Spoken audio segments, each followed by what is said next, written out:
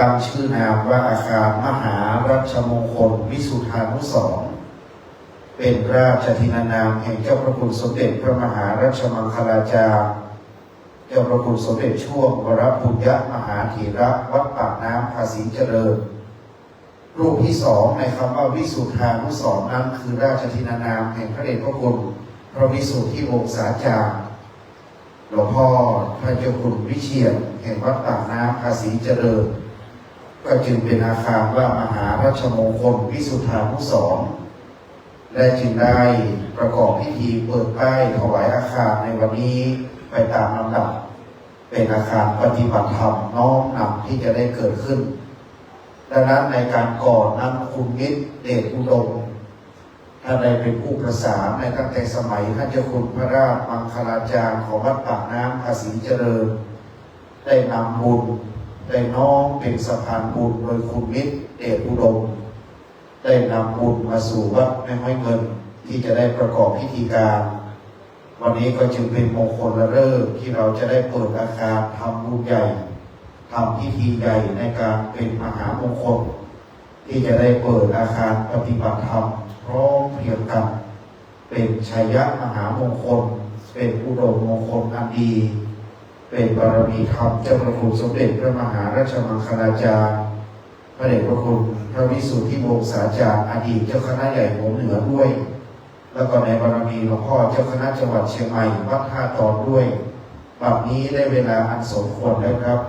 จะได้จุดเทียนชนวนตั้งรอไว้เบื้องหน้าโต๊ะหมู่บูชาก่อน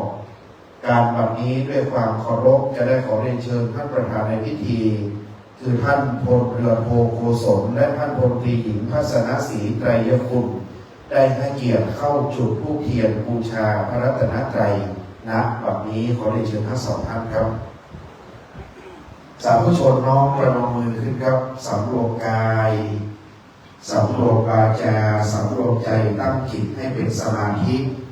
ข้าราชการผู้ใหญ่ทั้งสองท่านคือท่านพลเรือโทโกศลไตรยคุณและท่านพลตรีหญิงทัศนศรีไตรยคุณจะได้น้อมประคองเทียนชนวนจุดธูปเทียนเป็นเครื่องนมัสการบูชาพระรัตนตรัยครับ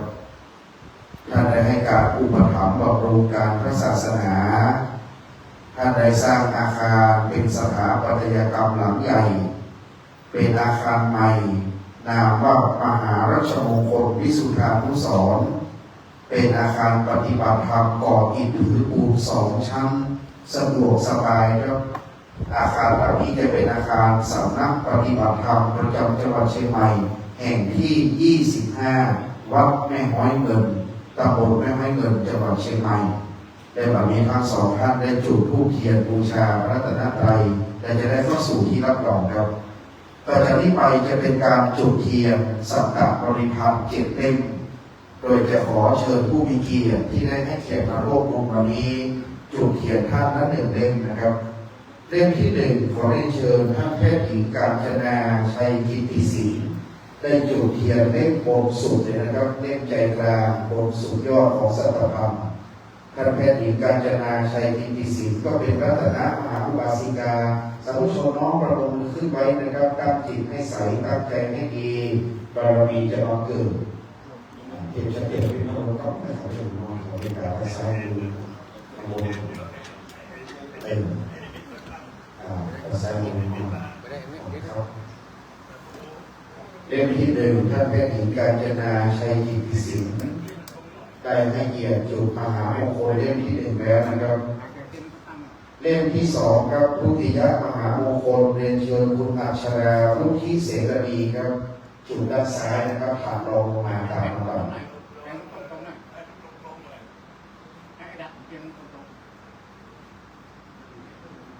เป็นจุดเป็นเครื่องสักการะได้น้อมนำบูชาพระพุทธปฏิมากรเทียนตั้งตรงตั้งมั่นเทียนตั้งตรงตั้งมั่นหลวงพ่อเจ้าคณะจะบอกว่าตั้งมั่นเป็นหลักชัยตั้งตรงเป็นชัยยะมหามงคลคุณอัชราวุฒิเสรีจุดเลข2ด้านซ้ายครับเลข3ด้านขวาถัดรองลงมาเชิญคุณปิยนุชไตรยคุณครับ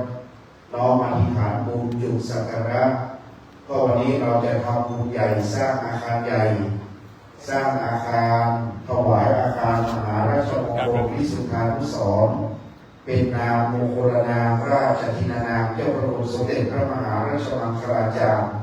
ในการครั้งนั้น นั่งลงครับนั่งลงครับพระเดชพระคุณเจ้าพระคุณสมเด็จได้ดำรงตำแหน่งเป็นเจ้าคณะใหญ่หมู่เหนือ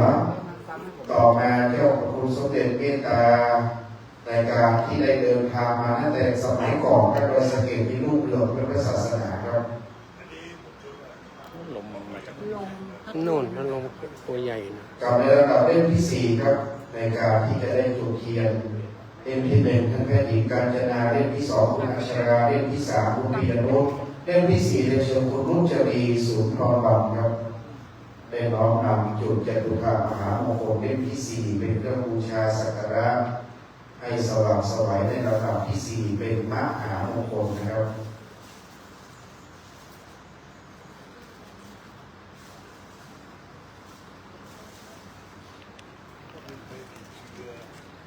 เล่มที่5ปัญจมหามงคลเชิญคุณสิริรัตน์อาสนะได้ให้เขียนน้อมจุดเทียนเล่มที่5เพื่อบูชาอย่างนี้ชาวเชียงใหม่เรียกว่าสัตตบริพันธ์คนเหนือล้านนาเรียกว่าเครื่องสูงเอาไว้บูชาสักการะพระรัตนตรัยได้จุดธูปเทียนบนสัตตพันธ์นี่จะเป็นมงคลแก่เราทั้งหลายนะครับได้บูชาไว้ให้เป็นมหามงคลคุณศิริรัตน์จุดเล่มที่5น้อมนำบูชาครับอาคารหลังใหญ่วันนี้จะถวายไว้ในพระพุทธศาสนาท่านพลระโภโกศลพระคุณหญิงทัศนศรีท่านเป็นรัตนอุบาสกอุบาสิกาเป็นข้าราชการผู้ใหญ่ใจดีมีเมตตาท่านได้ทำบุญมาตลอดกาลและสนองงานในเบื้องพระยุคลบาทเพราะท่านเป็นข้าราชการนะครับสุดท้ายท่านจะได้น้อมนำบุญต่อไปเชิญคุณนิดูบนตันติศักดิ์ครับคุณนิดูบนตันติศักดิ์น้อมสักการะเล่มที่6น้อมนำบูชาเล่มที่6ให้สว่างไสวและเล่มที่7นะครับเรียนเชิญท่านได้น้อมนำสักการะคุณนิดูบนบูชาแล้วต่อไปเรียนเชิญคุณวิทย์เดชอุดมครับท่านเป็นสะพานบุญท่านเป็นต้นบุญสายบุญนำบุญมาสู่ให้ไม่เงินได้ตั้งแต่แรกในสมัยเจ้าประคุณในสมัยท่านเจ้าคุณพระราชมังคลาจารย์วัดปากน้ำในสมัยนั้นคุณวิทย์เดชอุดมนะครับเป็นผู้นำบุญมาทำให้วัดเราเจริญวัฒนาสถาพรท่านพลระโภโกศลท่านพลตรีหญิงทัศนศรีรู้จักก็ไม่เงินเป็นคุณวิทย์เดชอุดมสายบุญต่อไปจะเป็นการจุดธูปเทียนเครื่องของน้อยครับด้านหน้าภาพเจ้าพระคุณสมเด็จพระมหาราชมังคลาจารย์ก้าวกราบพระนาพระเดชพระคุณหลวงพ่อท่านเจ้าคุณพระเทพมังคลาจารย์เจ้าคณะจังหวัดเชียงใหม่เจ้าวัดท่าต่อพระนามหลวงพระมหาธีระในนามเจ้าคณะผู้ปกครองสงฆ์ได้เมตตาเข้าจุดธูปเทียนเครื่องของน้อยด้านหน้าภาพถ่ายเจ้าพระคุณสมเด็จพระมหาราชมังคลาจารย์อดีตผู้ปฏิบัติหน้าที่สมเด็จพระสังฆราชอดีตเจ้าคณะใหญ่หมู่เหนือวัดปากน้ำภาษีเจริญอาคารเหล่านี้จึงให้ชื่ออาคารตามราชทินานามเจ้าพระคุณสมเด็จว่าเจ้าพระคุณสมเด็จพระมหาราชมังคลาจารย์ขึ้นต้นด้วยคำว่ามหาราชมงคลและตามมาด้วยคำว่าวิสุทธานุสรณ์แห่งพระเดชพระคุณพระวิสุทธิวงศาจารย์นะครับต่อจากนั้นจะเป็นการจุดเทียนขันสาครน้ำพระพุทธมนต์ขอได้เชิญท่านพลเรือโภโกศลไตรยคุณได้เข้ากราบพระสงฆ์ประธานที่อาสมและจุดเทียนน้ำมนต์ที่ต้นอาสมครับการวันนี้พระเดชพระคุณพระเจ้าคุณพระวิมลมุนีรองเจ้าคณะจังหวัดเชียงใหม่วัดศรีโสดาพระรามหลวงนั่งเป็นประธานท่านจะได้จุดเทียนน้ำมนต์ท่านผู้การน้อมอธิษฐานนะครับและยกบาตรน้ำมนต์ประเคนถวายตามลำดับครับจากนั้นยกพานดอกไม้ด้านหน้าเป็นคำขอศีลประเคนสาธุเป็นมหามงคลอย่างยิ่งทุกสิ่งสำเร็จเป็นมงคลทุกประการธูปเทียนดอกไม้เป็นเครื่องสักการะขอน้อมบูชาต่อพระรัตนแก้วเจ้าทั้ง3จะได้นบกราบพระ สาธุชนกราบหนึ่งกราบสองกราบสามอิมินาสการเนะพุทธังอภิปูชยามาอิมินาสการนะธัมมังอภิปูชยามาอิมินาสการนะสังฆังอภิปูชยามาอะระหังสัมมาสัมพุทโธภควาพุทธังภควันตัง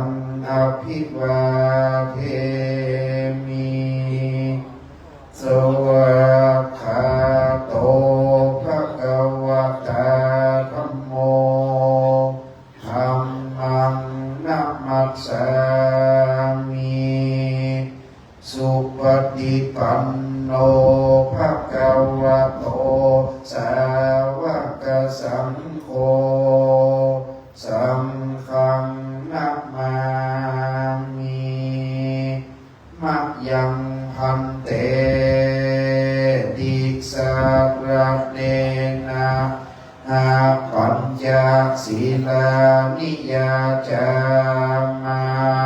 ทุติยัมปิมะยังพันเตติสารเนนะอาปัญจศีลานิยาจามาตติยัมปิมะยังพันเตติสารเนนะอาปัญจศีลานิยาจา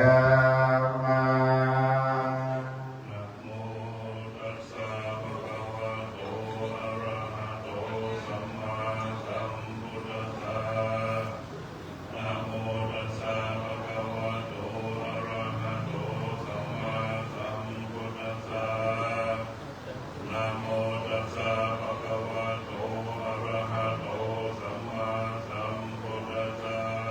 นะโมตัสสะภะคะวะโตอะระหะโตสัมมาสัมพุทธัสสะนะโมตัสสะภะคะวะโตอะระหะโตสัมมาสัมพุทธัสสะนะโมตัสสะภะคะวะโตอะระหะโตสัมมาสัมพุทธัสสะพุทธังสรณังคัจฉามิธัมมังสรณังคัจฉามิสังฆังสรณังคัจฉามิ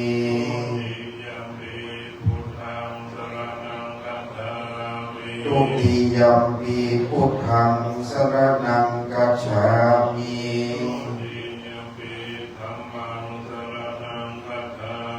ทุติยัมปิธัมมังสรณังคัจฉามิ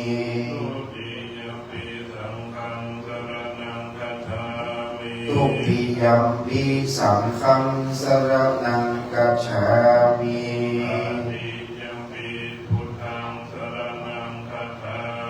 ตติยัมปิพุทธังสรณังคัจฉามิ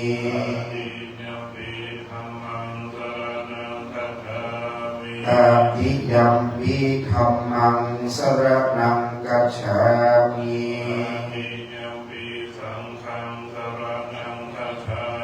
ตติยัมปิสังฆังสรณังคัจฉามิ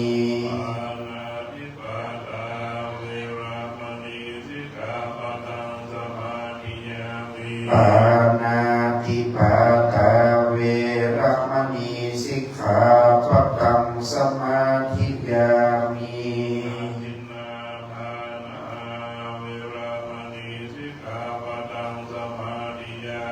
อาทินนาทานาเว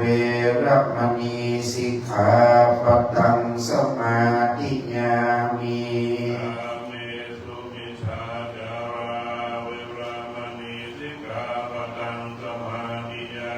กาเมสุมิจฉาจาราเวรมณีสิกขาปตังสมาธิยามิ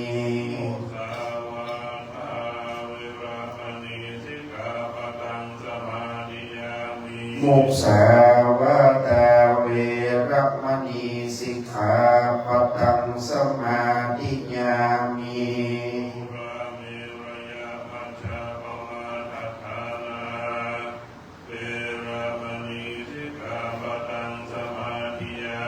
สุราเมรยมัจจปมาทัฏฐานาเวรมณีสิกขาปตังสมาธิยามิ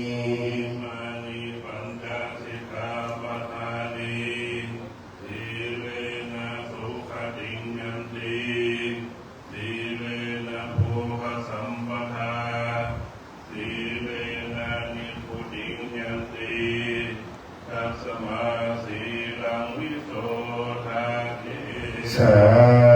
ธุสาธุสาธุในคำรบเบื้องต้นท่านพลเรือโทโกศล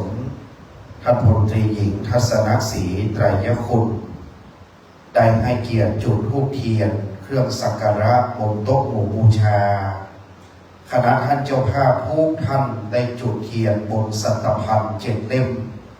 ดังภูเขาทั้ง7อันอยู่ล้อมรอบเขาพระสุเมรุเป็นเครื่องสูงที่ชาวล้านนาเชียงใหม่น้อมนำมาบูชาพระรัตนตรัยเราทุกท่านต่างได้ร่วมกันกล่าวคำบูชาดอกไม้ธูปเทียนไหว้พระสมทานศีลไปเป็นที่เรียบร้อยวันนี้หลวงพ่อท่านเจ้าคุณพระเทพมังคลาจารย์เจ้าคณะจังหวัดเชียงใหม่เจ้าวัดวัดท่าตอนพระอารามหลวงท่านได้แสดงออกซึ่งความเคารพนอบน้อมบูชาต่อเจ้าพระคุณสมเด็จพระมหารัชมังคลาจารย์อันเป็นพระมหาเถระเจ้าพระคุณสมเด็จช่วงวรปุญญมหาเถระวัดปากน้ำภาษีเจริญที่ท่านเป็นร่มโพร่มไทรให้เกิดอาคารหลังนี้ดังนั้นก่อนที่จะถวายอาคารหลังนี้ไว้ก่อนที่จะเปิดอาคารในวันนี้เป็นวันมงคลเราจะได้ขอรับเมตตาจากคณะสงฆ์มีท่านเจ้าคุณพระวิมลมุนีรองเจ้าคณะจังหวัดเชียงใหม่วัดศรีโสดาพระอารามหลวงได้เมตตานำพระสงฆ์ทั้งปวงเจริญพระพุทธมนต์เพื่อความเป็นสิริมงคลก่อนที่เราจะถวายทางศาลาหลังนี้ถวายสำนักปฏิบัติธรรมประจำจังหวัดเชียงใหม่แห่งที่ 25ขอพระสงฆ์ได้ทำการสมโภชศาลาปฏิบัติธรรมมหารัชมงคลวิสุทธานุสรณ์วัดแม่ห้อยเงินณการรับบัดนี้วิปติปฏิภาหายาสัพพสัมปติสิทธิยาสัพพทุกขวินาศายปริตังพรูธรรมังคลังวิปติปฏิภาหายาสัพพสัมปติสิทธิยาสัพพพยาวินาศายาปริตังพรูธรรมังคลังวิปติปฏิภาหายาสัพพสัมปติสิทธิยาสัพพโรคะวินาศายาปริตังพรูธรรมังคลัง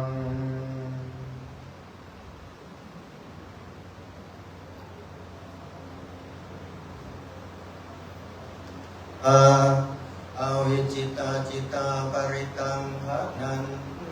ตุสักเคกเมจโลเปคิริสิกลตเตจันตลิเกวิมาเน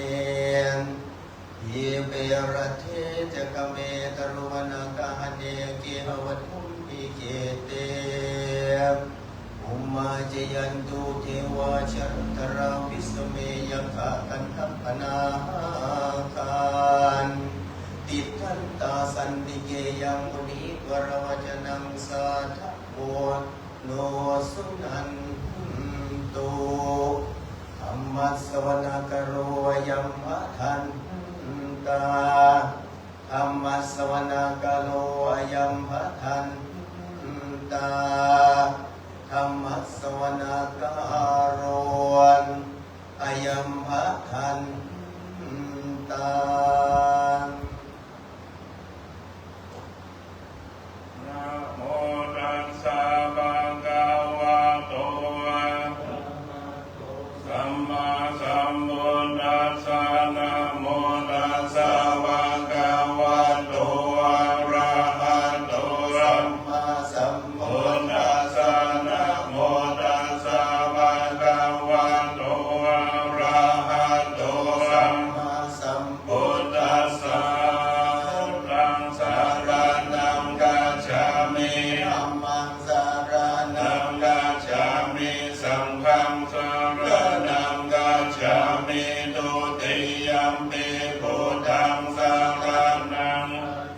มิตุติยัมปิธัมมังสารนังกัจฉามิตุติยัมปิสังฆังสารนังกัจฉามิตติยัมปิพุทธังสารนังกัจฉามิตติยัมปิธัมมังสารนังกัจฉามิตติยัมปิสังฆังสารนังกัจฉา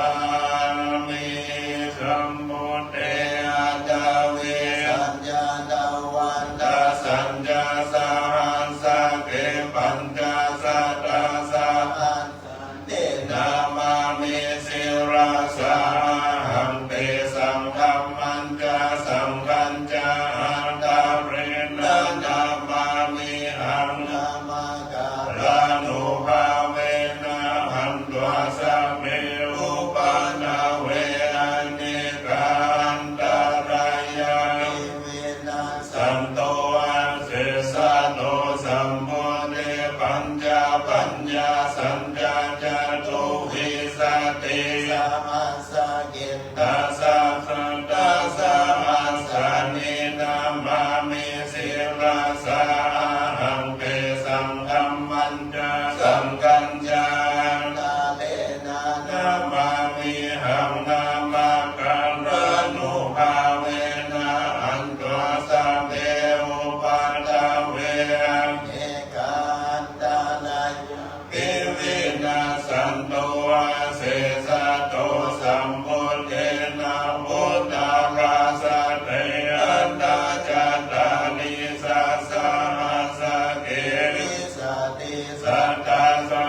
งสนินามามิสิราสา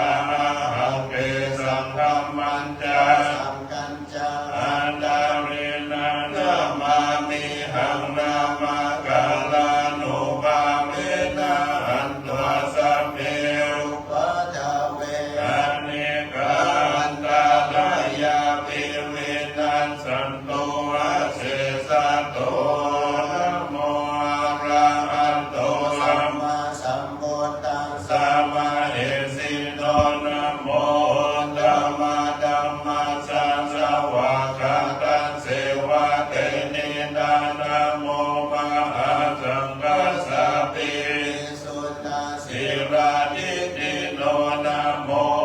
มัตตยารัตถังสารตานันตยาสัสสะตุกังนะโมมากติตัสสะตัสสะวันโตตยาสัพพินะโมกัลลปะภะเวนะวิราชันโตอุปะทวานะโมกัลลานุภาเวนะสุวัสดิโหโตสัมปะทานะโมอะระเตเจนะวิติมิโหมิเตชะวาเทวนาจาภาลานังปันดิตา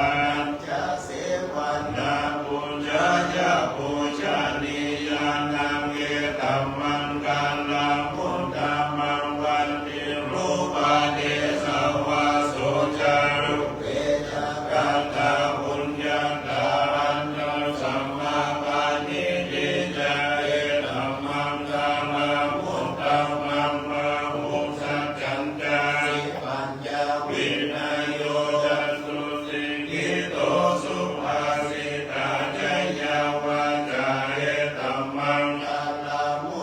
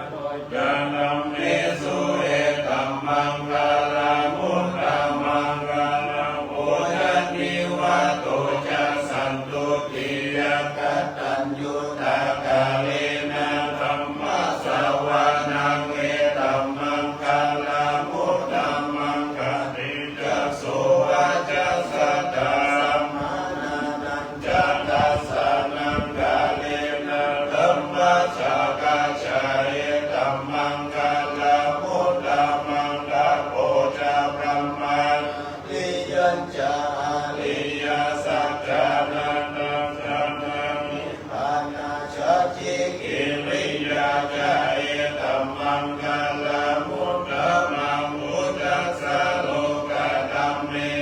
ติตัมยัสสะนะกัมปะนิระโสกังนิราชังเขมังเนกัมมังคลามุตตะมังเอตาดิสานิกัตวานาสัมปันธามาปาราชิตาสัมปันธาโสติงอัจฉันติอันเตสัมมังคลามุตตะมันติมหามังคลาสุปายังกินติวิตังยิตาวาหุรังวาสังเกสุวายังอัตตานังปานิตังนโนสามังอติตาตาตาเตนะอิตัมปิพุทธิรัตานังปันติตังเอเตนะสะเตนะสุวัติโหตุกัยยังวิราคังนามาตังปานิตังยะตาจักกะสักกายมุนีสมาหิโตนะเตนะธัมเมนะสัมมาทิกินจิตัมปิธัมเมรัตานังมานิตังเอเตนะสัตเตนะสุวัติโหตุพุทธัสเสโตบาลิวานายิสุติงสัมมาทิมานันตาวิกัญญามาหุสัมมาทินาเตนะสัมโมนาวิจาริตัมปิธัมเมรัตานังปานิตังเอเตนะสัตเตนะสุวัติโหตุเยปุคาลานัสสัตตัมปัสสะตาตาริเอตานิโยคานิโหติเตตาคินัยยาสุขาตัสสะสาวกาเอเตสุขินานิมหาปารานิตัมปิสังเกรัตานังปานิตังเอเตนะสัตเตนะสุวัติโหตุเยสุปายุตตามานัสสารังเทนานิกาเมโนโพธัมมัสสะสะนัมมิเตปฏิปทานามาคังวิไตหาลัตถาโมนานิปุริงปุญจามานาอิตัมปิสังเกรัตานังนิตั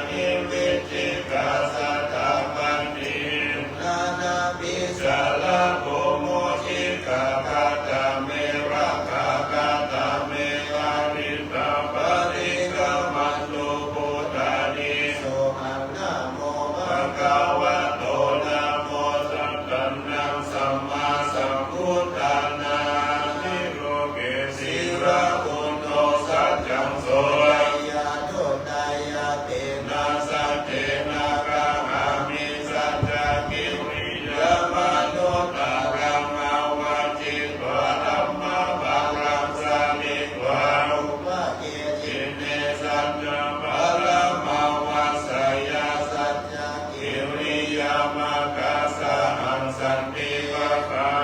ปันตนาสันติปาตาวัญญนามัตตาปิตาจานิขันราชาตาเวตาปาติกามาสามาสเตกะเตไมหังมหาปัญจาลิโตสิกิวันเชติโสรัสกาลิสานิอุตตะกังปัตวายานาสิกิสัจเจนาเมสาโม โมนันทิเอสาเมตังจะปาระมิทิปิโสภะคะวะอะระหังสัมมาสัมพุทโธวิชชาจาลานาสัมปันโนสุขโตโลกาวิทูอนุตตโลปุริสาลัมมาสาวะเนียน กาเดวะมนุสานังพุทโธภะคะวันติสวากาโตภะคะวันตาธัมโมสันติติโกะ กาลิโกเอเอปัสสิโกปัญญายิโกปัญจตังเมติตะโพวิญโยนิเตสุปันติปันโนวัง ภะวะโตสาวกสังโฆจุปฏิปันโนภะคะวะโตสาวกสังโฆยายาปฏิปันโนภะ ภะวะโตสาวกสังโฆ เมติปันติปันโนภะคะวะโตสาวกสังโฆยะอิตังจัตตาริปุริสังฆานิอันตะปุริสัง กาลาเอสะภะคะวะโตสาวกสังโฆอนุนัยโย ภูนายโย ตังกินัยโยอัญจลิกานิโยอนุตตรัง บุญญาเกตัง โลกัสสานิโคจังโคสติสัมภะโตธัมมานังวิจัยโยรัง อาวิริยัง ติติปัสสันติโพจังหาจัตตานาปะเรสัมมาทุเปกาโพจังกาสัตเตเตสัมมาคัสสินามุ มุ นิ นิ นา นาสัมมาดากาตา ตาภาวิตาภาโหริกาตาสังวัตันติอาปิญญายานิพานายาจะโมนิยา อินาสัจ จาวาเจนะโสติเตโอตุสัพพะไต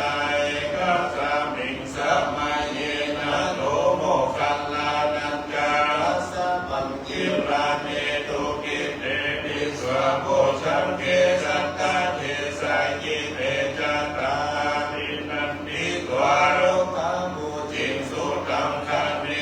เตนะ สัจจาวาเจนะ โสติเตโอนตุสัพพะไตกัสสะตุมราชาภิเกตันเทนะภิวิริโต เล นาตันเทวะปานาเตวานาสาตารังสัมโมทิตวาจาอันปาตาธัมมา พุทธาสีตานาโสเอ เตนะสัจจาวันเจนะโสติเตโอตุสัพพะตาไอินะเตจาปะตาอินนันนัมปิยะ เยสีนัง มัคคามาตาอิเนสวะปัตตานุปัตติธัมมะตังเอเตนะ สัจจาวาเจนะ โสติเตโอตุสัพพะตาตุนิมิตังภาวะมังกาลัญญโยจัมมานาโกสัง กุณาสัสสะ โตปะปะกะโหตุสุปินังนักขันตังพุทธานุภาเวนะ อินัสสะเม เป็นตุยันตุนิมิตังภาวะมังกาลัญญโยจัมมานาโกสักขุลาสาสันโตวะ ปักกะโห ตุสุปินังนักขันตังธัมมานุภาเวนะวินาสเมนตุยันตุนิมิตัง ภาวะมังคลัญ จายาจามานะโพสักกุณาสะสะโตปะปะกะโหตุสุปินังนักขันตัง สังฆานุภาเว เวนะวินาสเมโตสักกะตัวพุทธรัตนังโมสัทธามุต ตมังวาลัง หิตังเทวามนุสานังบุตตังเตเจนะโสตินังกัสสะ สันตุปัต ต ตะ วาสัพเพลุขาวุปาสัมเมตุเตสักกัตตัวธัมมารัตตา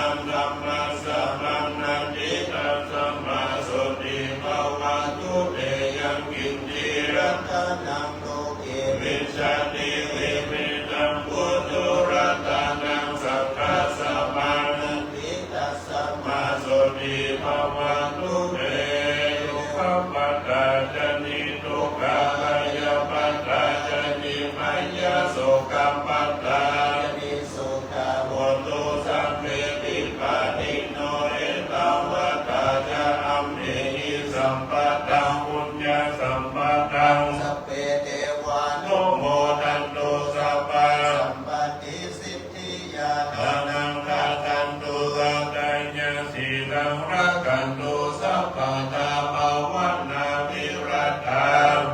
อาจันตุ ตุเทวตาสัตตาสัพเพปุตตาปัลลปัตตาปัจเจกานังจัญญารัง อันนา นันจะเตเจนะรักขังปันตานิสัพพะโสโสโภปุตตานาอุปาโต สุขาสัต ธร ต รมเทสันนาสุขาสังฆาสัสสะมังคีสมัคขานังตาโพสุโภ ติโยเจ โกชันเนตัสสะมิงเยโคตาปนิจจายิโนวิชาจารณะสัมปันโนโสเสโตเร วามานุเส เทวาลาปาติอานิโกลาติมาปาติกันติมาสันนัโตปัตติโยลาปาติ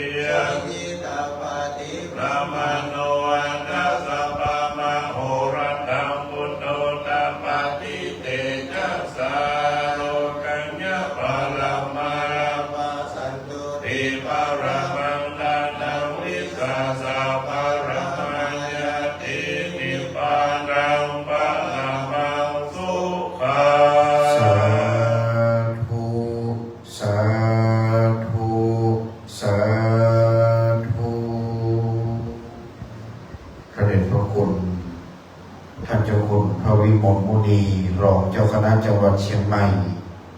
วัดศรีโซดาพระอารามหลวงอำเภอเมืองเชียงใหม่ได้โปรดเมตตานำพระสงฆ์ทั้งนั้นเจริญพระพุทธมนต์อาราธนาบทพระปริตพระคาถาอันศักดิ์สิทธิ์เพื่อสมโภชอาคารปฏิบัติธรรมมหาราชมงคลวิสุทธานุสรณ์ต่อจากนี้ไปตามโบราณล้านนาเชียงใหม่ดอยสะเก็ดจะได้กล่าวสู่มาควตามให้ผ่องใส และได้กล่าวถวายทานด้วยสำนวนโวหารอย่างล้านนาก่อนแล้วจึงจะได้กล่าวคำถวายอาคารศาลาปฏิบัติธรรมตามธรรมเนียมประเพณีต่อไปณวันนี้ครับอิตังโน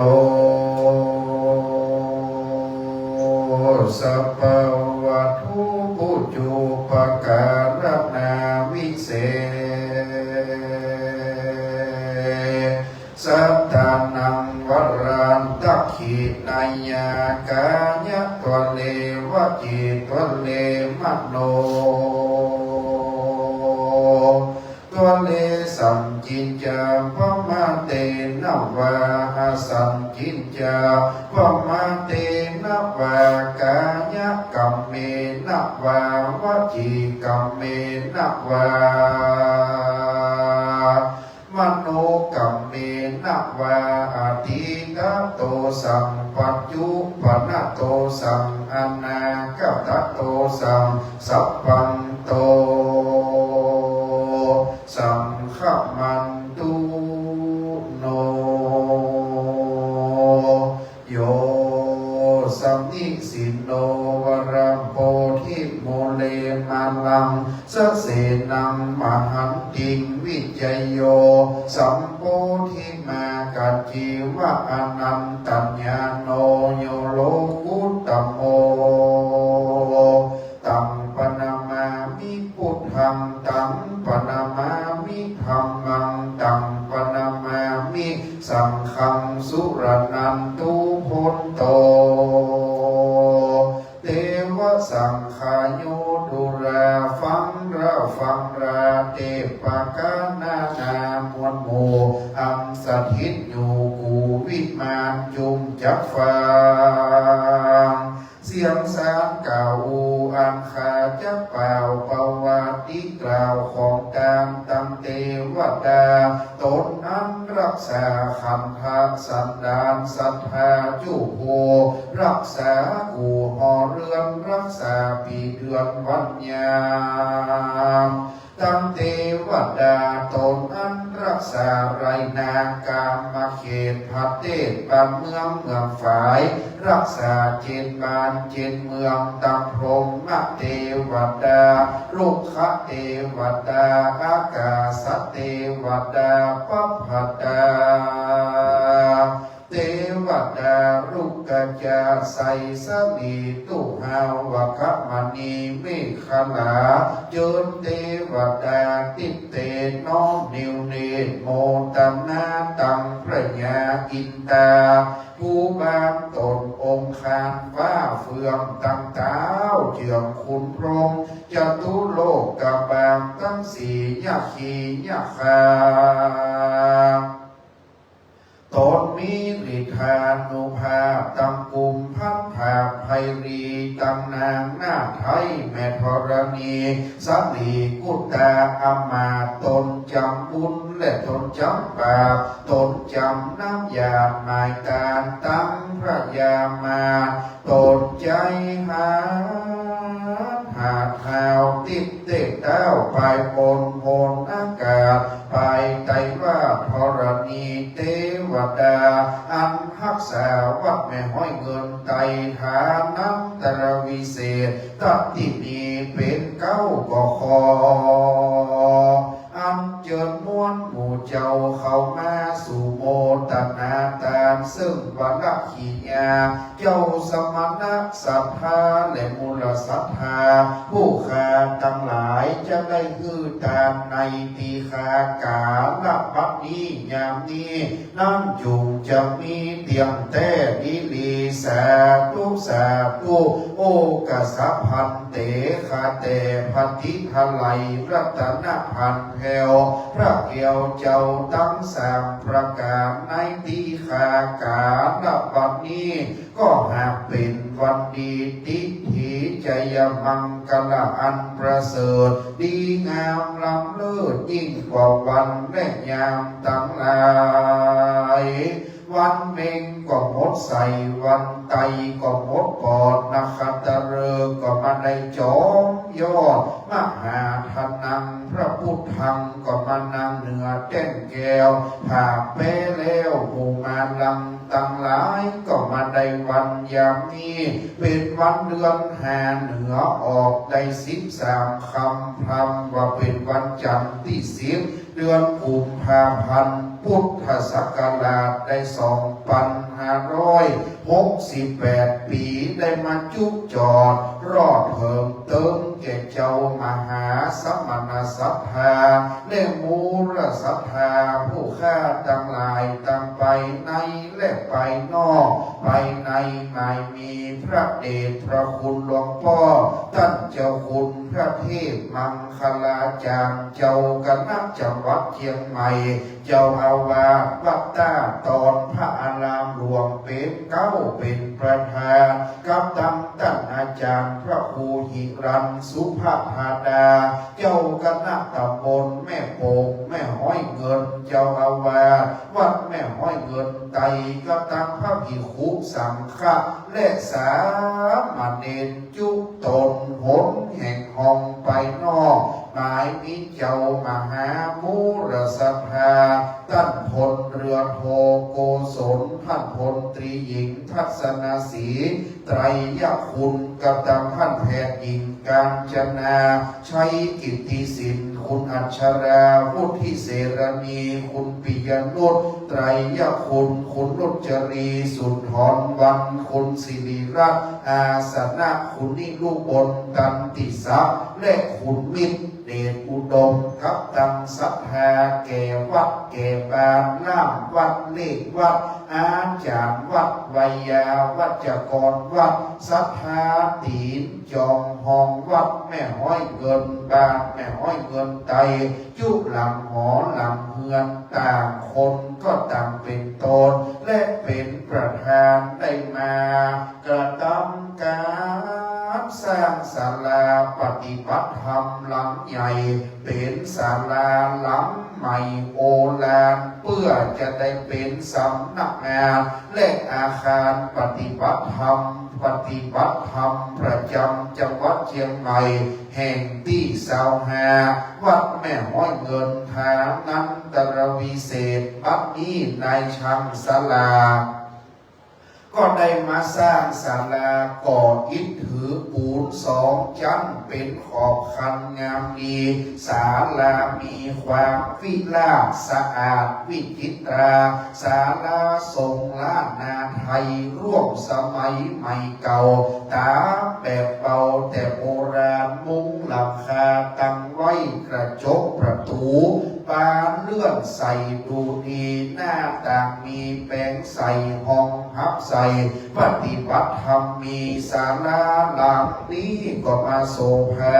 และงดงามตั้งไว้ในห่วงแก้วตั้งสามฮือชื่อนามว่ามหาราชมงคลวิสุทธานุสรณ์เสียงพุนทรัพย์ไปหลายล้านบาทบัดนี้การก่อสร้างศาลาก็ได้สำเร็จบัวระมวลสมปรารถนาแล้วจะได้ขอถวายเป็นทานไว้ในโจตกะวรศาสนาแห่งองค์พระสลีสัพพัญญูพระพุทธเจ้าขอพระเกี่ยวเจ้าตั้งสามจุมีธรรมะเมตตาวายนาปฏิกังหะรับเยาวยังศาลาอาคารปฏิบัติธรรมประจำจังหวัดเชียงใหม่แห่งที่เสาหาชื่อศาลาว่าพระมหาราชมงคลวิสุทธานุสรณ์เพื่อได้เป็นอนุสรณ์กตัญญูต่อเจ้าพระคุณสมเด็จพระมหาราชมังคลาจารย์เจ้าพระคุณสมเด็จช่วงวรปุญญมหาเถระอดีตผู้ปฏิบัติหน้าที่แทนสมเด็จพระสังฆราชวัดปากน้ำภาษีเจริญและวิสุทธานุสรณ์เพื่อเป็นอนุสรณ์แห่งเจ้าแห่งหลวงพ่อท่านเจ้าคุณพระวิสุทธิวงศาจารย์เจ้าคุณวิเชียรอดีตเจ้าคณะใหญ่หนเหนือวัดปากน้ำภาษีเจริญเพื่อแล้วเสียยังกับมะกัมผาธนาสมิชันตุจุเพื่อได้ปันอุดมสมสาระอุทิศจุเยื่อมจุประการบุญกินบุญทานได้หลั่งน้ำยาคือเป็นการแล้วบุญอันผ่องแผ้วจะอุทิศถึงแก่เทวบุตรและเทวดาตนรักษาวัดวาอาวาสพุทธศาสนังตัตตินีเทวดาอันทักษากายาเนื้อตนตัวอันไปก่อนนาและตามหลังพระภูมิเจ้าตีแม่พระธรณีสลีอุตตาอมาตนจำมุนจำปาโตนจำน้ำยาหมายตาอินตาพรหมยมมาราพุทธนาคน้ำปรมัยไอสวนแม่ธรณีเจ้าที่เจ้าทางเท้าจตุโลกบาล4 องค์คานจอมเชื่องเงา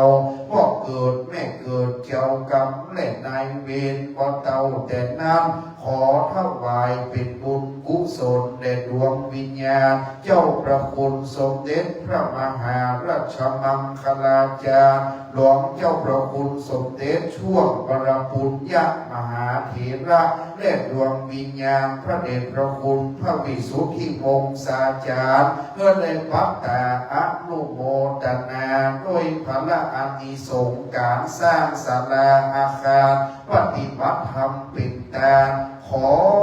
ให้บูชาทั้งหลาย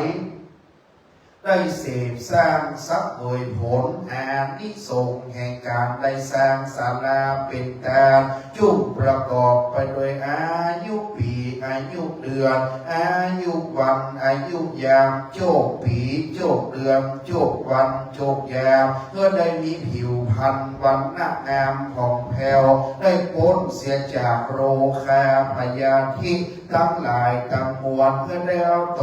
ตัวอยู่กินอยู่แต่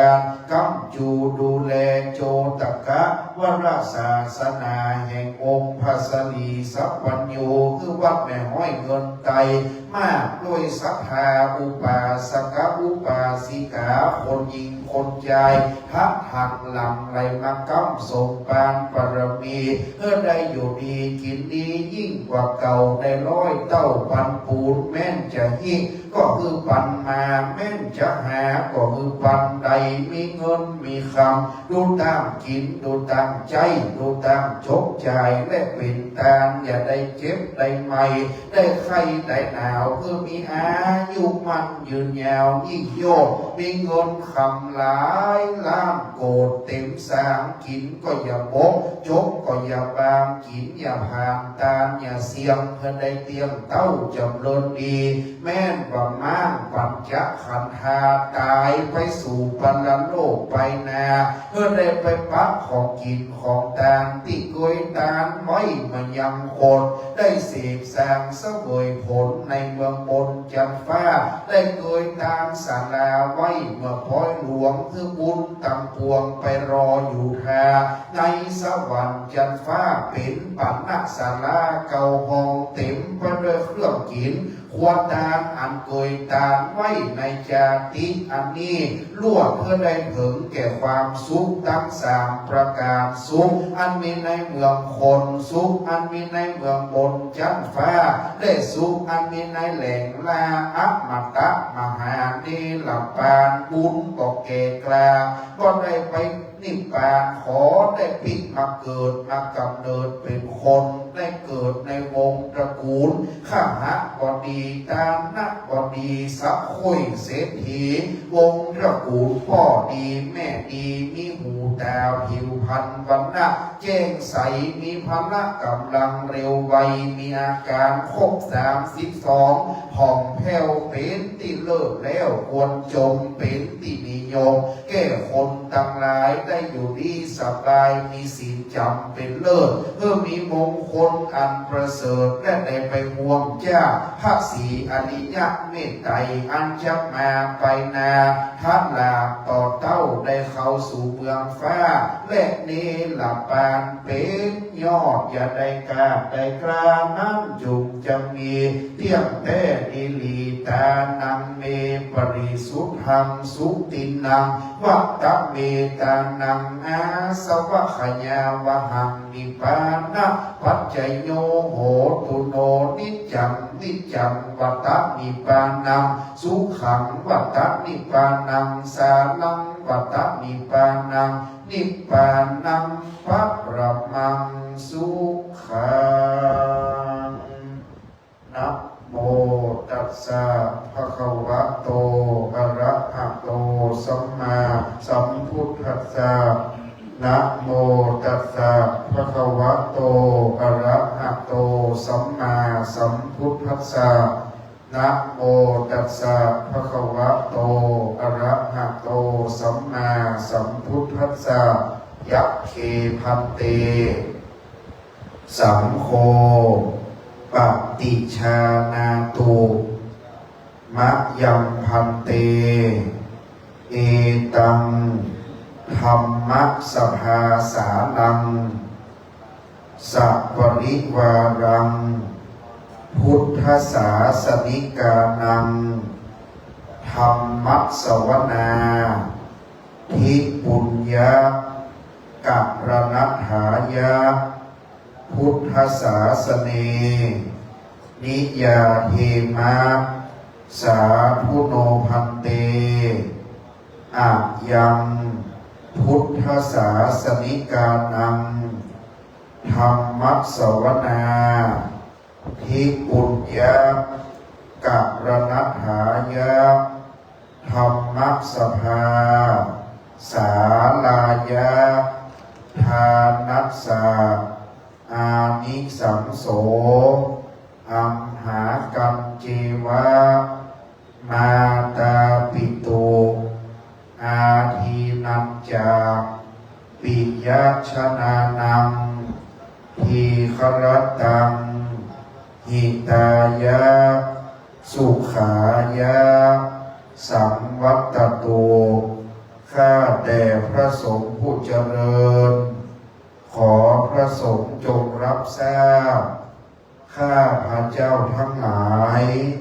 ขอมอบถวายศาลาอาคาร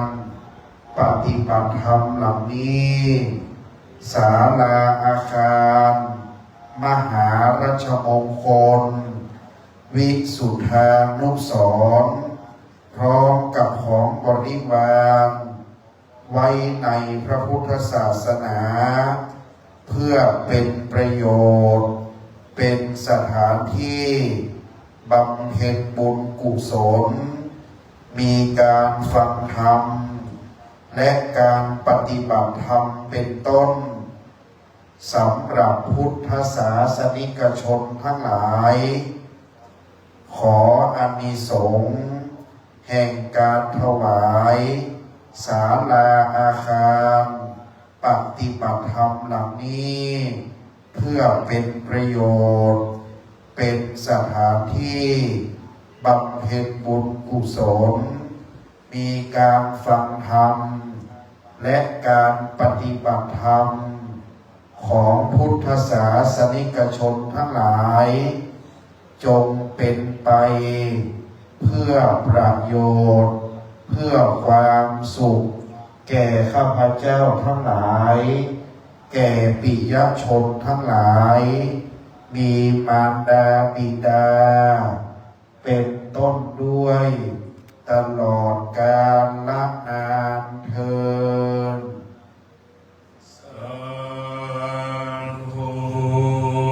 พระสงฆ์ได้เมตตาอนุโมทนาสาธุการแล้วรับเอาสิ่งก่อสร้างที่ท่านพลเรือโทโกศลพระพลตรีหญิงทัศนศรีไตรยคุณได้ถวายให้เป็นทานอนุสรณ์แด่เจ้าพระคุณสมเด็จพระมหาราชมังคลาจารย์พระเดชพระคุณพระวิสุทธิวงศาจารย์พิธีกรอาจารย์ก็กล่าวพรรณนาให้ท่านพลตรีหญิงทัศนศรีปกนะตามธรรมเนียมล้านนาไม่ขาดตกบกพร่องเอาแบบเต็มฉบับให้เจ้าภาพชื่นใจเบื้องเหนือล้านนาเชียงใหม่จะทำบุญใดๆต้องละเอียดจะข้ามขั้นไม่ได้บารมีหลวงพ่อเจ้าคณะจังหวัดเชียงใหม่ท่านนั่งฟังอยู่แต่ละวันนี้เราอยากเต็มฉบับให้ถูกต้องตามอริยประเพณีที่สืบกันมาแต่ยาวนานบัดนี้จะประเคนถวายธูปเทียนดอกไม้ผ้าไตรของถวายทานก็บอกว่าศาลานี่เป็นของใหญ่หนักแต่ต้องใช้กลวยดอกไม้ธูปเทียนเป็นเครื่องน้อมนำถวายแทนศาลาใหญ่บัดนี้การพระพุทธเบื้องต้นเราขอนิมนต์พระสงฆ์เมตตาอนุญาตให้แก่เจ้าภาพเรียนเชิญท่านพลเรือโทโกศลไตรยคุณและท่านพลตรีหญิงทัศนศรีไตรยคุณถวายกันพระพุทธด้านหน้าโต๊ะหมู่กับครับถวายต่อองค์สมเด็จพระสัมมาสัมพุทธเจ้าเพราะพระพุทธเจ้าท่านเป็นประธานในการถวายทานทั้งปวงครับน้องถวายยกโชว์ที่ฐานเลยนะครับรวยดอกไม้ยกทานโชว์ที่ฐานโต๊ะหมู่เลยครับยกถวายเลยโชว์ที่ฐานเลยครับโชว์ติดที่ฐานติดที่ฐานโต๊ะหมู่อธิษฐานแล้วเอาโชว์ที่แท่นวางติดที่แท่นวางเลยนะสาธุแล้ววางไว้เลยครับวางที่เดิมเลยจากนั้นทั้งสองท่านมาที่หลวงพ่อเจ้าคณะจังหวัดเชียงใหม่ครับมาถวายเครื่องทายธรรมต่อหลวงพ่อเจ้าคณะจังหวัดเชียงใหม่น้อมนำถวายประคองด้วยกันเลยครับสาธุจากนั้นมาที่หลวงพ่อรองเจ้าคณะจังหวัดเชียงใหม่อีกรูปหนึ่งครับหลวงพ่อท่านเจ้าคุณพระวิมลมุนีถวายอีก1 ชุดครับยกถวายเลยสาธุขอบพระคุณครับเข้าสู่ที่รับรองต่อไปเชิญผู้ร่วมบุญครับถวายรูปละ1 ชุดดังต่อไปนี้นะครับท่านแพทย์หญิงกาญจนาชัยกิตติศิลป์1 ชุดเรียนเชิญท่านเลยครับเรียนเชิญคุณอัชราวุฒิเสรณีน้อมถวาย1 ชุดครับ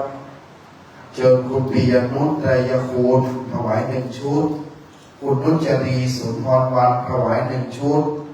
คุณสิริรัตน์อาสนะถวาย1 ชุดนะครับ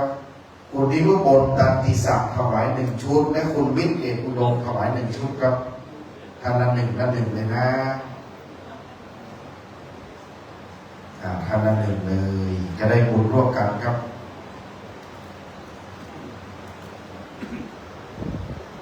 น้องถวายเดี๋ยวเราจะไปเปิดอาคารนะครับหลังจากรับพรเสร็จ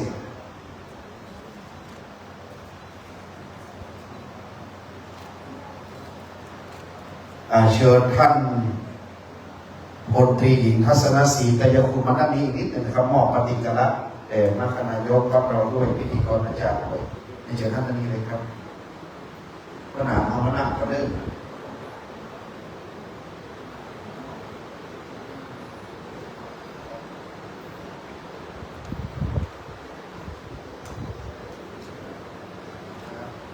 ขอบคุณครับเรียบร้อย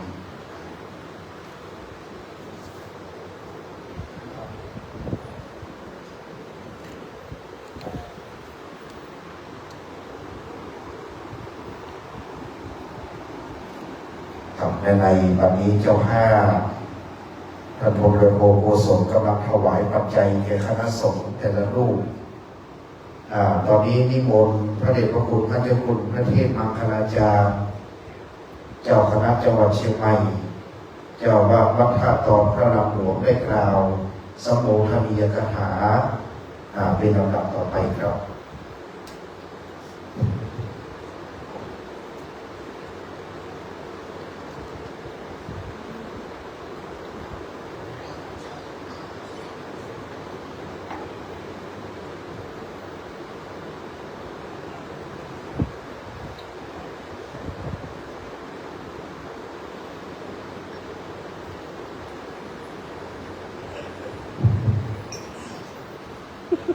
ขอการพระเถระเถระเจ้าคณะพระสังฆธิการวันนี้ท่านสวดมนต์ไม่สะดุดเลยฟังแล้วมีความสุขพวกเราจะได้มีอายุมั่นขวัญยืนไม่เจ็บไม่ป่วยท่านสวดไม่สะดุดด้วยเขาเรียกว่าทดลอง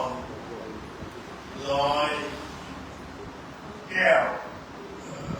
ไปกันแดงเลยฟังไม่เหมือนภาคกลาง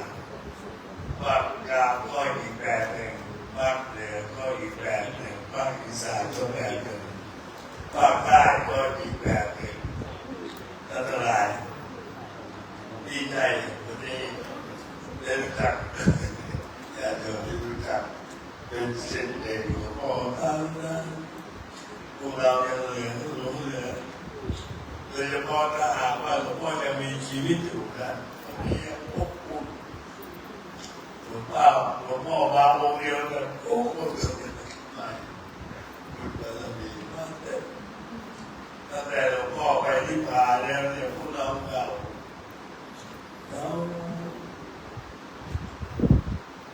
ไปไหนก็ไม่มีหลวงพ่อแต่ตัวปอบแกไปแล้วตัวปอบอยู่ได้96ตัวปอบแต่องค์จริงนั้นอยู่ในใจของพวกเรายังอยู่หลวงพ่อนี่ดิ้นด้านกระเป๋าตรงนั้นเนี่ยนั่งทีนี้ครบแล้วครบว่าอันนี้รุ่นพิเศษถวายยังอยู่เลยกระเป๋านั่นแหละนั่นอะไรเอามาเองโยมมาบอกว่าลืมกันหรือยังบ้านโตว่าลืมได้ยังไงโดยเฉพาะวัดบางนาเป็นท่านอะไรให้หลวงพ่อเกิดได้มาถึงวันนี้หลวงพ่อดูแลวัดท่าตอนและจังหวัดเชียงใหม่มาอย่างดียิ่งไปไหนก็มีคำว่าปลื้มตลอดเวลาท่านมีแต่ให้แต่ที่วัดเนี่ยมีแต่ให้โดยเฉพาะลูกคนนี้รู้สึกจะได้มากกว่าเพื่อนวันนั้นเป็นเจ้าภาพสวดอภิธรรมที่วัดอ่างน้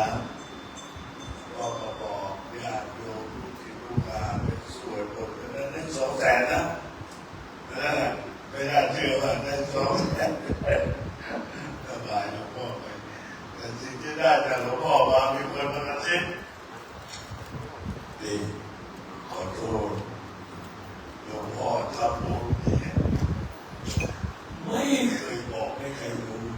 ทำที่ไหนยังไงไม่เคยโอ้อวดว่าการทำที่นี่นะเท่านั้นนะเท่านี้นะมีหมดสะอาดที่สุดทำดีเพื่อความดีไม่ได้เพื่อผู้อวดว่าเรามีศรัทธาเราทำดีไม่มีเลยเขามากระซิบหลวงพ่อว่าพ่อทำไรเราได้เราได้ยังยากหลวงพ่อไว้ฟังเอาไปเท่าไหร่ท่านไม่เคยเอาวัดเงินวัดพวกแต่ยากให้เขียนเจ๊ได้หลวงพ่อเองบัญชีหลวงพ่อเองหลวงพ่อบอกว่าได้หลวงพ่อมา80 กว่าล้านนะตกใจนะบอกมีรายละเอียดก็ไปเอาที่วัดท่าตอนเริ่มตั้งแต่ถนนแล้วขอกินให้สายไฟเข้าวัดมันบ่อเต้นน้ำอุ่นมันบ่อฮ้อนหลวงพ่อเด็กตอนนั้นเป็นพระครูอยู่พวกทำไมถนนก็มีเสาและสายใหญ่มาดีครับแล้วยังไงต้องขอหลวงนะหลวงพ่อขอแหวนหลวงพ่อจ่ายเรื่องไฟเรื่องถนนเรื่องน้ำเรื่องการรับไปตกมีแต่ชื่อหลวงพ่อแม้แต่วัวแต่ควายหลวงพ่อซื้อมาให้เลี้ยงนะซื้อมาให้เลี้ยงซื้อมาไม่ใช่ตัว2 ตัวผ่านหลวงพ่อบอกว่าเอาไปเลี้ยงหน่อยสงสารเราไม่ได้ซื้อเอาไปตะขอบ15 ตัวเท่าไหร่บอกคิดมาแล้วตามเป็นใจหลวงพ่อในทุกเพลงเรื่องของบุญเนี่ยเราไม่ห่วงท่านนั้นแหละเอาบุญไปมากมายพวกเราก็คิดเรื่องว่าสิ่งเอกนี้ไม่เอกไม่มาถึงที่นี่จะบอกไหนวันนี้มาเอาหลวงพ่อไปทำแต่หลวงพ่อเราไม่ได้เอาหลวงพ่อไปทำหลวงพ่อตัวปลอมไปแล้วแต่หลวงพ่อตัวจริงเนี่ยยังอยู่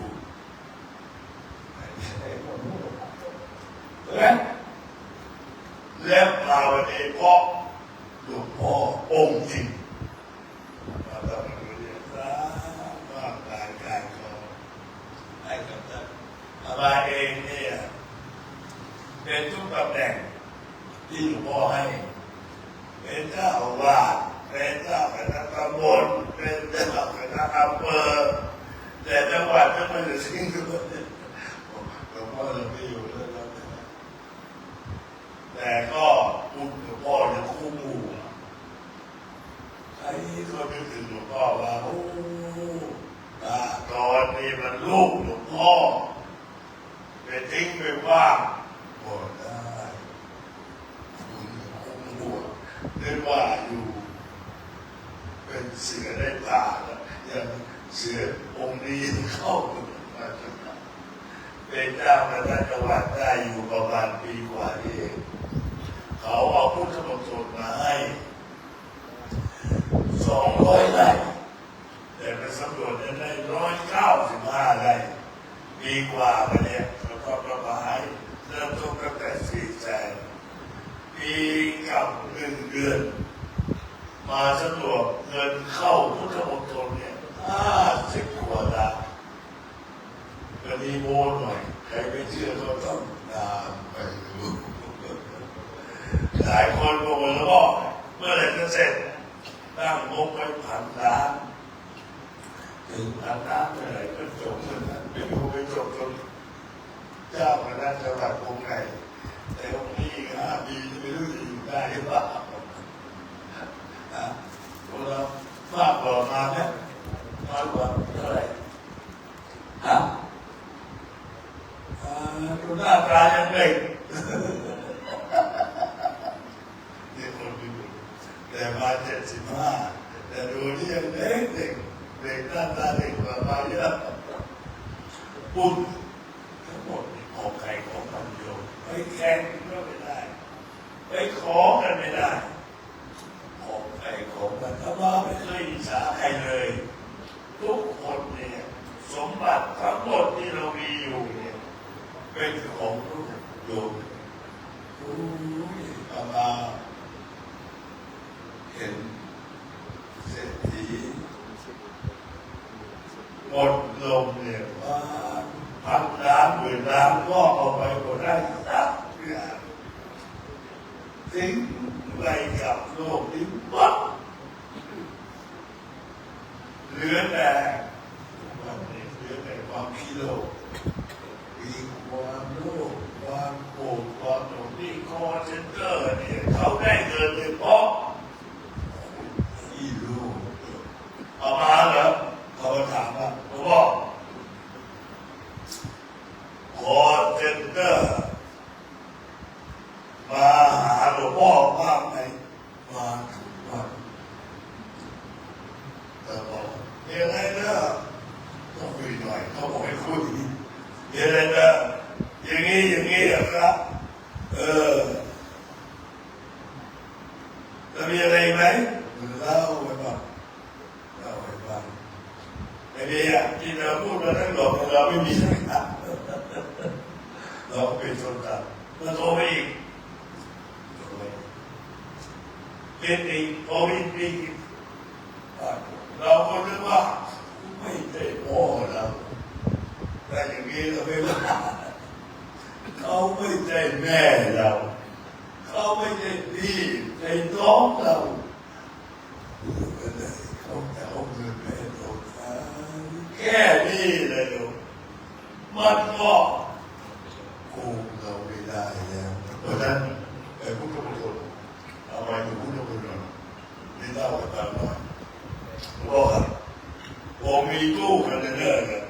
เหมาะสำหรับที่แต่ไปตั้งใจตู้มาเป็นประทับได้ดีมากในนั้นมีที่นอนออกน้ำออกแอร์ห้องรับแขกผมขาย150,000ป่านนี้เศรษฐกิจไม่ดีขายไม่ได้จะถวายหลวงพ่อแล้วพูดมาอีกแล้วไปที่แรกจะไม่กินเองอยากได้150,000มาถวายใครจะไม่เอาขอบคุณโยมขอบคุณโยมนะขอบคุณอย่างนี้นะหลวงพ่อก็มีค่าสมนิดหน่อย10 หลังนี่ขอหลังละ6 ปังโอ้แม่แล้วไอ้คอตื่นคือพวกเราเนี่ยหนึ่งความหลงเนี่ยความโกรธความโลภความหลงถ้าไม่มีในใจนี่มันไม่แตกเราไม่ได้เลยโยมมีโยมเขามาเกิดซิบหลวงพ่อนะช่วงนี้เนี่ยคอเซ็นเตอร์มากมายไก่กองถ้าหลวงพ่อไม่เห็นของแล้วถ้าหลวงพ่อจ่ายสตางค์มันพิจารณาเลยมันว่าโอ้ดีจริงก็ได้แต่เพราะเราไม่คิดโลกคนที่คิดโลกเนี่ยหมดเงินเป็นหมื่นเป็นแสนเป็นล้านเนี่ยเพราะคิดโลกอยากได้กำไรลงคนอื่นอยากได้20,000ค่อย20,000คนโง่เนี่ยมันอยากได้แต่คนฉลาดเมื่อกูถูกหลอกอีกแล้วอยู่ตอนนี้พระแต่ละขอให้พูดวันนี้ก็ต้องพูดแต่โยมก็ไม่รู้ถูกแล้วไม่ถูกมากกว่าดังนั้นญาติโยมวันนี้ตั้งใจมาเดินใจทำไม่เห็นทุกอย่างเลย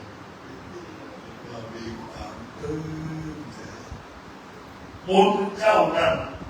ที่เป็นสมบัติอันประเสริฐนำไปซื้อเกิดแต่พวกภูมิค่าได้มาวันนี้เขาเอาไว้ให้มาพูดก็เลยมาเสริมสตาไทยให้ญาติโยมหน่อยมีโอกาสเมื่อไหร่เวลานอกคุยกันได้ทุกเวลาเดี๋ยวแล้วพอเสร็จเรียบร้อยเราก็ไปทั้งหมดเนี่ยโยมก็บอกว่าช่วยกันทุกอย่างต้องช่วยกันไม่ช่วยกันพลังไม่มีสามัคคีคือพลังเราไปช่วยกันทำอธิษฐานจิตให้แต่เมื่อคุยกันเนี่ยเอามาดูแลเขาเนี่ยมันดูเขาเป็นคนที่หนึ่งความรู้ดีความพร้อมช่วยสังคมอยู่บางคนนี่มีความรู้ดีความพร้อมกันทุกอย่างนี่ได้ไอ้คนอื่นก็ไม่รับเลยมาไว้ตรงนี้หมดรับสตาร์แล้วโยมเขาถวายให้จ้าไม่ได้ถวายให้เจ้าหลวงพ่อเองก็ได้หลายวันก็เขาถวายให้จ้าไม่เคยเจ็บแต่หลายคนก็หลวงพ่อพวกเราใช้สตางค์เนี่ย1 ปี 50 ล้านหลายคนบอกเอาเงินมาจากไหนเทวดาวันนี้โยมสมบูรณ์รัฐบาลถึงชีวิตไปที่หลับตายนะ93โยมโอ้คุณเคยแต่มาไปเห็นพุทธมณฑลหลวงพ่อเลยแค่ไปเห็นอย่างเดียวเนี่ยคุณมีสตางค์ไม่มีสตางค์ถวายมา1,300,000ข้อตาหลวงพ่อไปเยี่ยม3 วันคอมพิวเตอร์เลยค่ะหลวงพ่อก็สังเกตว่าเสียงก็ไม่ถึงแล้วบอกกับลูกนะเสียงก็ไม่ถึงตาก็ไม่ถึงมาบอกว่าหายไปเยอะแล้ว3 วันประโยคมาไปคุยให้ความสุขเขาเนี่ยให้กำลังใจให้ความสุขกับลูกคนนี้ไปแล้วนอนหลับไม่ตื่นลมหายใจออกไม่เข้าไปลมหายใจเข้ามันก็ออกแค่ไม่ต้องพูดว่าไปแค่ติดที่นี่มาถวายมา1,300,000คนมีศรัทธาอย่างนี้ไปดีเอามารับประกันได้เลยว่าไม่เคยคิดว่าตัวเองเป็นอะไรอย่างไรขอให้มีโอกาสได้ทำเลยทำแบบนี้เมื่อเห็นโมเดลนาสัตว์พอบุญกุศลที่พวกเราได้ตั้งใจกันมาทำในวันนี้ด้วยการคุยกันและด้วยพระพุทธศาสนาอาตมาว่าไม่ห่วงเลยในยุคที่พวกเรายังมีชีวิตอยู่พระศาสนายังไม่มีอันเป็นฐานเป็นอันเป็นไปมีแต่บุญกุศลว่ามาขายกองในจิตอันเป็นมหากุศลของเราได้ศึกษาเติมแต่งให้พระศาสนาได้เจริญรุ่งเรืองในพระสัทธรรมคำสอนของพระพุทธเจ้าทุกคนสาธุ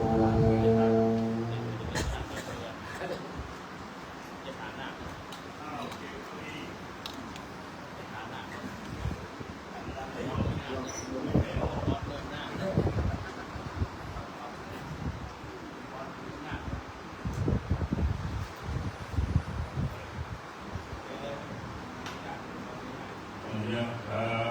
วริวหาปุราปริปุเรนติสาค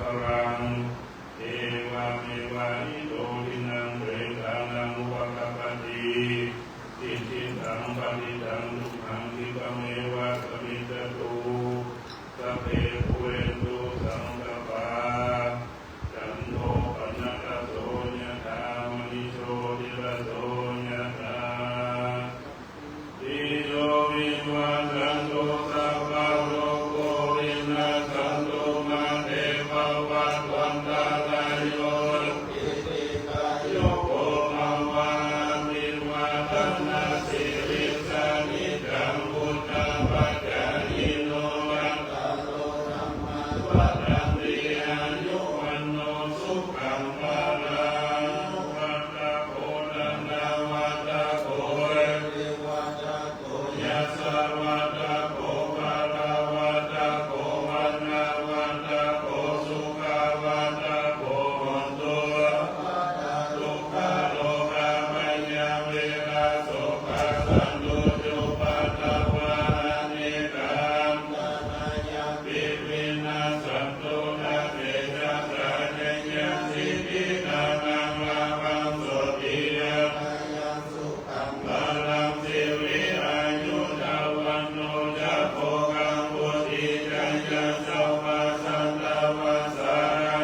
ยุยะสิวะสิภิภวันตุเตภวันตุสัพพะมังคลังสัพพุสัพพะเนวัตตาสัพพะพุทธานุภาเวนะสังฆาโสติภวันตุเตภวันตุสัพพะมังคลังรักขันตุสัพพะเทวตาสัพพะธัมมานุภาเวนะสังฆาโสติภวันตุเตภวันตุสัพพะมังคลังรักขันตุสัพพะเทวตา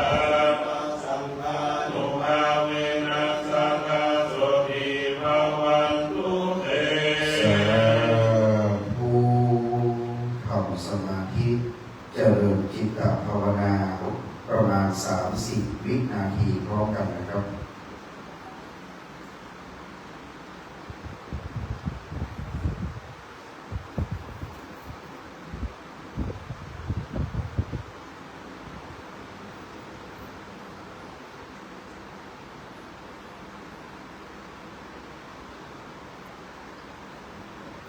พอสมควรเจเวลาเจ้าฟ้อนไปตั้งแถวรอเลยเด้อแต่เวลานี้นะครับอิตังตานากัมมังนิพพานาปัจจยโยโหตุโนจังอิตังศีลกัมมังนิพพานาปัจจยโยโหโนนิจังอิตังภาวนากัมมังนิพพานาจโยโหตุโนนิจังยังอิจิกุสลังกัตตปังมังสัพเพหิกะเตหิกะตังปุญญังโลทุโมทันตุสุนันตุพนโตเยเตวาอัสสัมหิงอาเน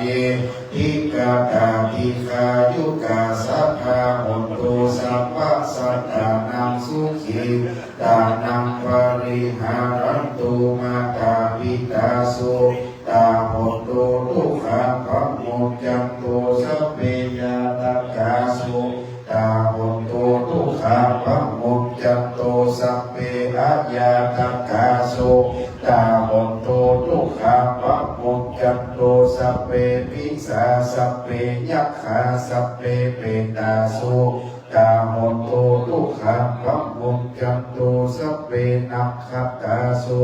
ตาหนตุทุกขังขโมจันตุสัพเพเทวาสุขิตาหนตุขังขโมจันตุสัพเพอาจาริโยปัชฌายาสุตาหนตุทุกขังขโมจันตุสัพพะสัมปตินังสามิชันตุโกวันตามิพุทธังสัพพังเนโตสังฆัมนาธัมเมเตวันตามิธัมมังสัพพังเนโตสังฆัมนาธัมเมเตวันตามิสังฆังสัพพังเนโตสังฆัมนาธัมเมเตวันตามิกะโลอุปัชฌายาจาริเยสัพพังเนโตสังฆัมนาเตพันเถวันตามิกัมมัฏฐานังสัพพังเนโตสังฆัมนาเต เปพันเตวันตามิอาราเมพัทธสีมายังสัพพังเมสังฆมาทัเปพันเตวันตามิเจติยังสัพพังวัฏฐาเนสุปฏิปิตาสัตติราภาตุมหาโพธิงรูปังสักกาลังสัตตานาคโลเกเทวะโลเกพรหมโลเกจัมโพธิเปลังกาสรีระภาตุโยเกสาภาตุโยอระหันตาภาตุโยเจติยัง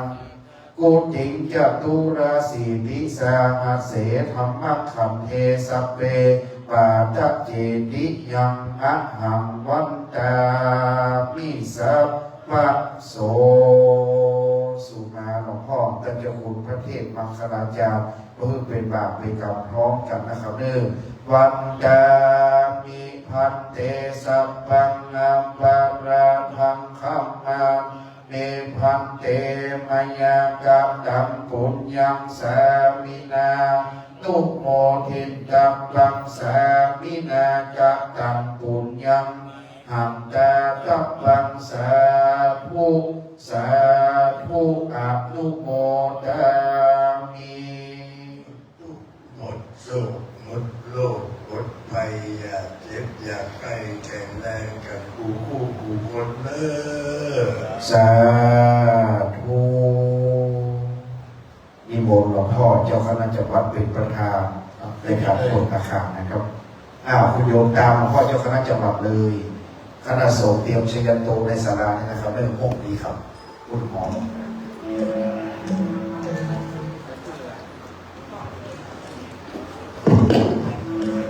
ร่วมกับผู้เลยครับ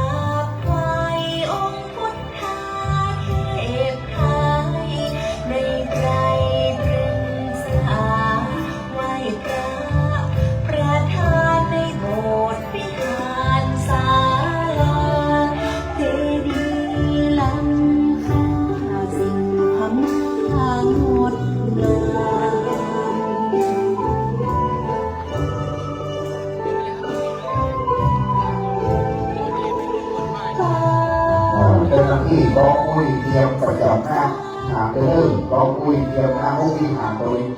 ภายในปีกองอุ้ยซึ่งเป็นหน้าห้องวิหารเดินกองสัญญากรรมการว่าเขาหนึ่งคนขึ้นเป็นหน้าห้องวิหารนะครับเตรียมสีกองโหนกองฟังสัญญา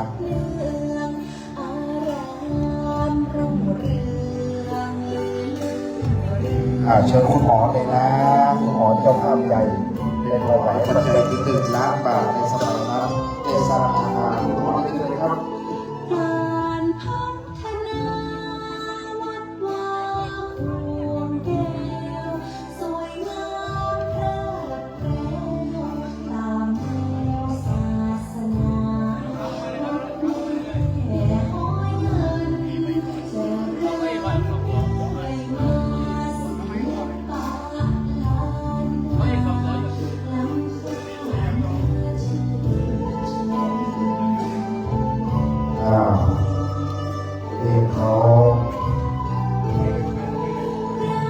เพลงลงเลยลงเพลงแม่บ้านมี2 ข้างเขาจะได้เรียบร้อยลงเพลงลงหน่อยเด้อนี่วงหลวงพ่อรองเจ้าคณะวัดจังหวัดชัยภูมิณบัดนี้ตีกองอุ้ยเด้อ นิมนต์หลวงพ่อครับสา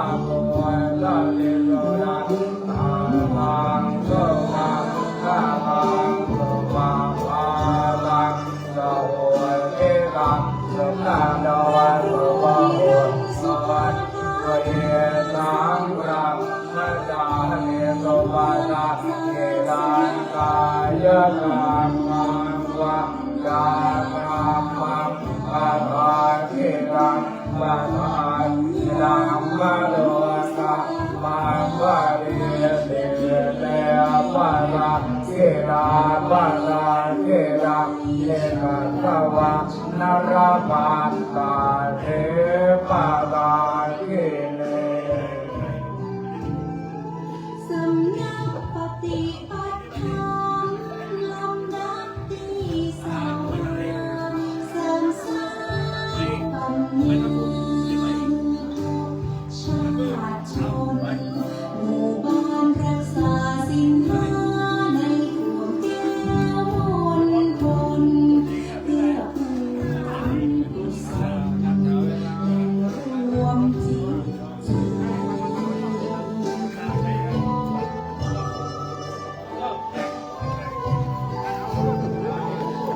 ชีพภัยของมันดำน้ำในโอกาสเสริมสร้างศา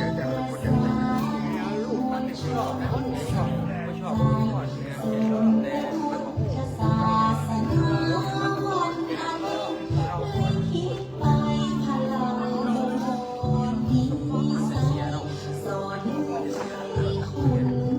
ธรรม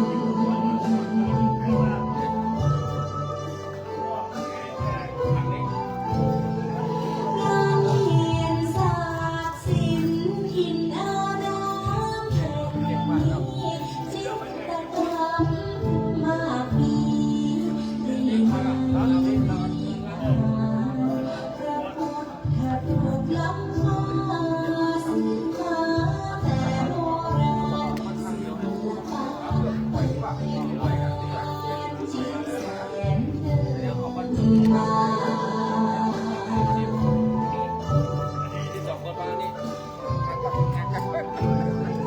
ชาติไว้พระประธานสถานที่นี้ส่งเสริมความที่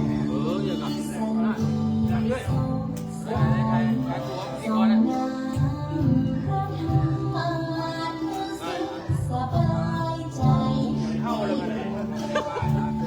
นไทยวัดโพ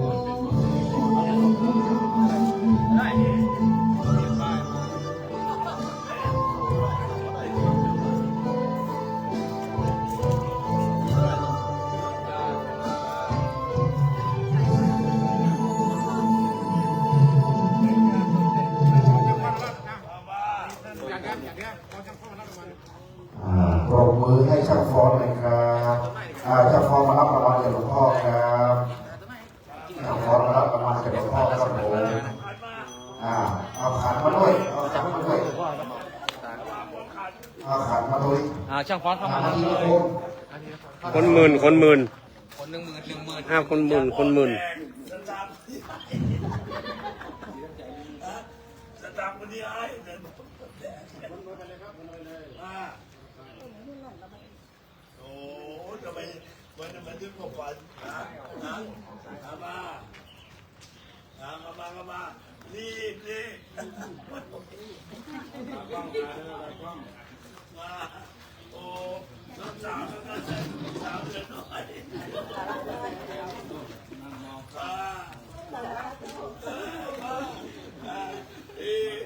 โอ้มันไม่บอกฝันฮะ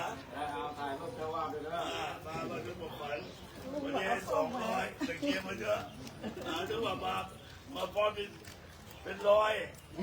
มาใกล้ที่เสร็จแล้วมีแต่ตามบอกคนนี้หายไม่ต้องบอกแก้ไม่ได้อย่าพูดให้มัน หลวงพ่อแจก โอ้ยมันมีบุญลูกกันนะไม่ได้คนไป นี่ก็ชอบฟ้อนนะพ่อ ฮะ นี่ชอบฟ้อนอีกคนนึงเนี่ยฟ้อนอยู่ ไป นี่ ไหนเอาไปอยู่ในนั้นพอจะไปหรอโอ้ยนี่นั่นแหละเอามาดิพอมาตายหน่อย เพหมอเอาหลวงพ่อมาตั้งเอาเก้าอี้หลวงพ่อมาเพหมอพ่อเอาเก้าอี้มานี่เดี๋ยวพ่อนี่มันแดดครับ อ๋อใช่ไหมอย่าพูดถึงว่าเป็นหนังเนี่ย ก่อนนั้นน่ะ ใต้บนหรอหันก็หลังเท้าเนี่ย กูว่าก็ไปอยู่บนหันก็ เอานี่ก่อนกันนะมันแดดอ่ะแดดส่องอ่ะทุกพี่แดดส่องพี่เอากล้องจ้องมากลางร่มนี่ก็ได้แล้วจ้องมากลางแดดเนี่ยฮะขนาดมันได้อยู่พี่เอามาตั้งห่มเลยเอามาตั้งพี่เนี่ย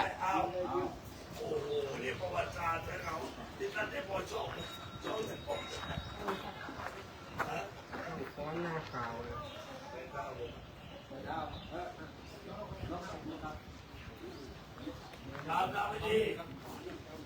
ทำไม่ดีเอาได้เอาแค่ให้ได้คนนะ เริ่มกุ่นเอาละ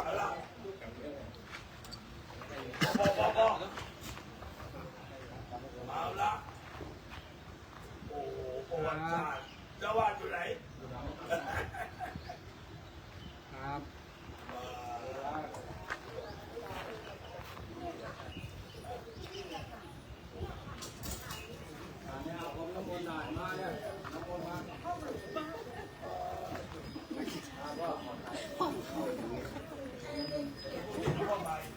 ไม่ได้น้ำมนต์ค่ะ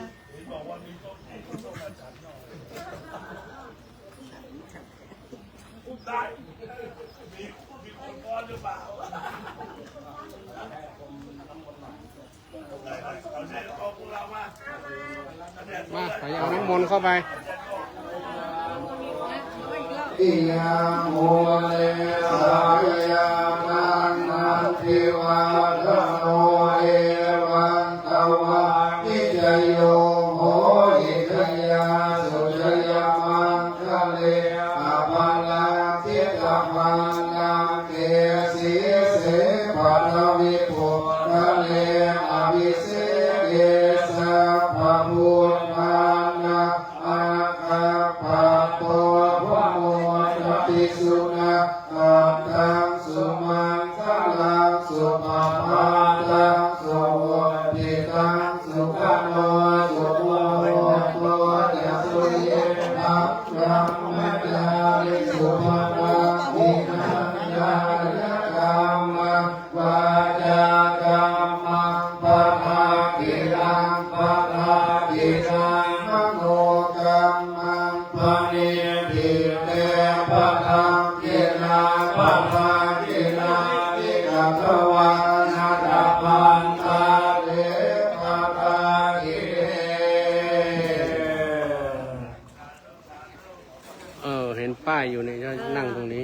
อยากได้ เอ้ย ชื่อ เนี่ยนะ ค่ะ อยากได้ชื่ออา ครั คาร บ ไปบัตรค่ะ ยมถ่ายป้ายยมตรงนี้หลวงพ่อถ่ายป้ายจะถ่ายป้าย ป้ายเขาว่าอย่างนั้นเอา เขาก็ผม ดูแลเจ้าวาดหน่อยต้องรีบมาส่งไว้ในบน ยืดไป มาดิไม่ได้อันนี้ต้องดูแลเอามาอีกตัวหนึ่งเ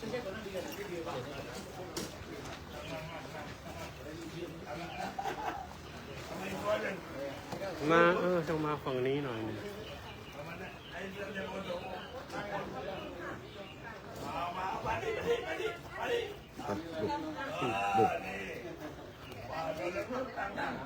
ฝั่งนี้มาฝั่งนี้หน่อยครับมาฝั่งนี้ เอาละรับเลย มาแรก ไป เข้าได้ ไปเอาจะถ่ายรูปมือเอา มาแรก